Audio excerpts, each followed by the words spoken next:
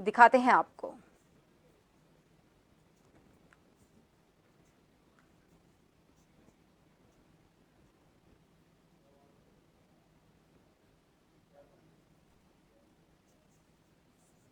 कर रहे हैं कोटा बूंदी लोकसभा क्षेत्र के, और हमारे साथ कांग्रेस के प्रत्याशी प्रहलाद गुंजल जी हैं। प्रहलाद जी, क्या चल रहा है?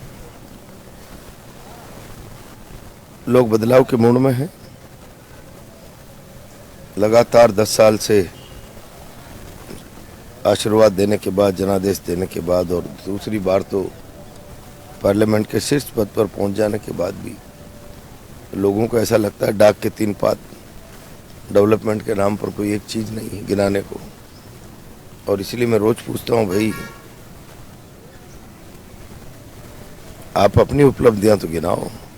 10 साल में आपने आखिर किया क्या है इस शहर में? अपने भाइयों की अपनी दादागिरी स्थापित करने के अलावा, सारी संस्थाओं पर कब्जा करने के अलावा, शहर के लोगों में एक भय पैदा करने के अलावा, भाई हम ताकतवर हैं, सत्ता में हैं।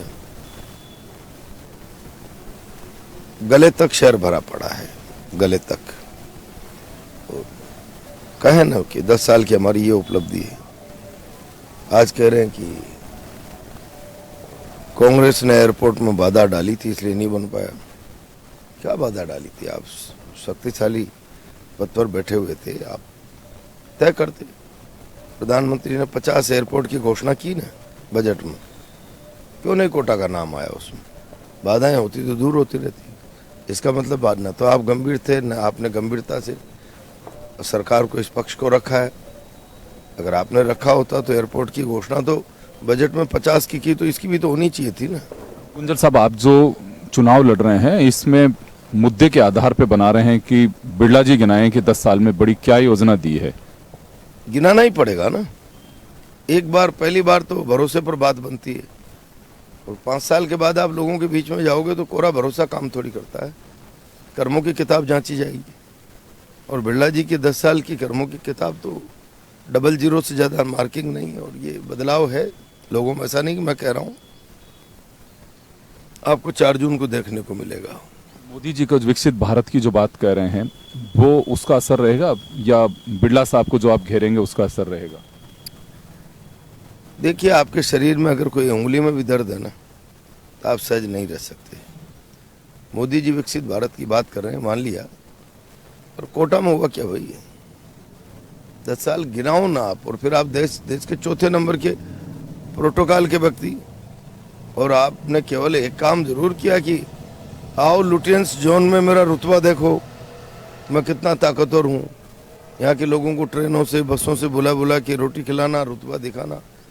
इसके बजाय यार आप गरीब का दर्द मन में पालते, भाई कोटा की तकलीफ को पालते।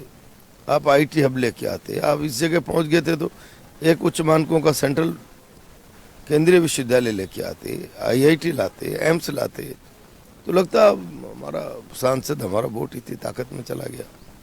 खाली आपने रुतबा दिखाया, आओ देखो लुटेंस जोन में मैं किस हैसियत में जी रहा हूँ। बिरला जी सब समझते हैं, सत्ता के सामने बोलने की वृत्ति आम आदमी की बची नहीं है, लेकिन जब वो परेशान होता है तो फैसला तो खिलाफ ही करता है। अब कोटा, मैं बता रहा हूँ, गले तक भर गया ना कोटा। मैं तो रोज लोगों से मिलता हूँ, लोग कहते हैं प्रहलाद गुंजल अब इलाज करेंगे। लंबे समय तक आप बीजेपी में रहे हैं, कांग्रेस से पहली बार चुनाव लड़ रहे हैं, तो कुछ असहजता महसूस होती है? कोई असहजता नहीं है। आप जानते हैं मैं शुरू से ही कार्यकर्ता किस्म का व्यक्ति रहा हूँ, कर्म क्षेत्र का। और भारतीय जनता पार्टी की राजनीति में बेसिक प्रिंसिपल्स को देख कर आए थे। हम आए थे तो नारा लगता था, व्यक्ति से बड़ा समाज, समाज से बड़ा राष्ट्र। अब है क्या यहाँ? व्यक्तियों की महिमा और व्यक्तियों की दादागिरी और कब्जे के अलावा यहाँ स्थिति क्या? रोज शहर में देखो ना कि एमएलए बिरला जी के छोटे बड़े भाइयों के पैर न छुए तो उनका सम्मान क्या, उनकी स्थिति ओकड़ हो जाती है। ऐसा चर्चा है आम शहर में। इन परिस्थितियों में मेरा बीजेपी में रहना संभव नहीं था। अभी कांग्रेस एकजुट है? पूरी तरह से एकजुट है। एकजुट नहीं है, खाली एकजुट होना अलग विषय। स्पार्क है, इतनी ताकत से स्पार्क है कि मैंने देखा है कांग्रेस के छोटे छोटे कार्यकर्ता में, उसके अंदर कांग्रेस है। नेता भले कोई बात करते रहे हों, कांग्रेस भी है और जीत की तड़प भी है, ललक भी है उसमें। जैसे ही मेरा कैंडिडेचर हुआ तो उसमें दीवानगी आ गई जीत के प्रति। ऐसा नहीं कोई मेरे प्रति आ गई हो, जीत के प्रति उनको लगा प्रहलाद गुंजल ठीक सा व्यक्ति है, एक बेसिक एथिक्स पे जीने वाला है और एक ठीक व्यक्ति उम्मीदवार बनकर आया, तो तड़प दिख रही है उसमें। धारीवाल जी की शुरू में नाराजगी थी, अभी दूर है कि अभी सब सेटल्ड? नाराजगी कोई खास नाराजगी नहीं है, सब सेटल है। सारी कांग्रेस आम रही है, वरना 21 को ज्वाइन किया और 26 को पार्लियामेंट का टिकट थोड़ी दे देते भाई। कोई तो आमराई बनी होगी ना, वरना तो भारतीय जनता पार्टी वाले नहीं दे देते क्या मुझे। गुंजल साहब, आपका एक मजबूत पक्ष इस चुनाव में और एक कमजोर पक्ष क्या मान के चलते हैं? मजबूत पक्ष तो 30-35 सालों से पूरी हाड़ौती की जनता की सेवा कर रहा हूँ। पिछले 5 साल में भी देखा लोगों ने, आम आदमी, किसान, जवान, गरीब सबकी आवाज बनकर सड़कों पर रहा हूँ। हमारे जैसे हजारों कार्यकर्ताओं के परिश्रम के बूते ही राज आया है, और राज आते ही इसको दिल्ली के लाइजनर लोग भोगने लग जाएं और कार्यकर्ता की आवाज ही खत्म हो जाए, तो ये मेरा पक्ष नीचे लोगों में भी है कि प्रहलाद गुंजल 30 सालों से 35 सालों से आम आदमी के लिए जीता मरता सा है, उसे हमेशा ऐसा आचरण मेरा लोगों ने कई बार देखा है। कार्यकर्ता के लिए एक बार नहीं 2-2 बार पार्टी से किनारे पे, हाशिए पे भी आया हूँ आम आदमी के लिए। और ये तो आपका मजबूत पक्ष है। नेता उसको पसंद करे न करे, लेकिन आम जनता और कार्यकर्ता उस बात को पसंद करते हैं। और मैं देख रहा हूँ, पहली बार वोट मांग रहा हूँ पूरी हाड़ौती से, तो मतलब 8वां विधानसभा हूँ, तो लोगों को लग रहा है यार 300 सालों से प्रहलाद गुंजल की छोटी मोटी सेवा तो ले ही लेते हैं, मदद खड़ा रहता है प्रहलाद गुंजल, तो मजबूती से लोग आशीर्वाद दे रहे हैं। कमजोर पक्ष क्या मान? कोई कमजोर पक्ष नहीं। कमजोर पक्ष इतना सा है कि अभी